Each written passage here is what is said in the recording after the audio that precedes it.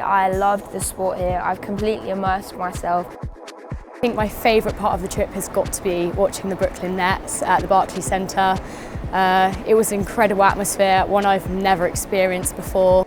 It's been amazing. So many inspirational people, as well as seeing a lot of sports that I never would have done without coming out here.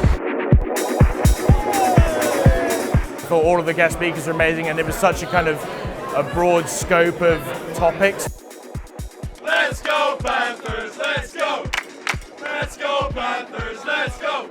These guys know what's up here at FL. Definitely recommend it. You get to make so many new friends, see sporting events which obviously you don't get to see in the UK, and yeah, get the connections which can help you in the future.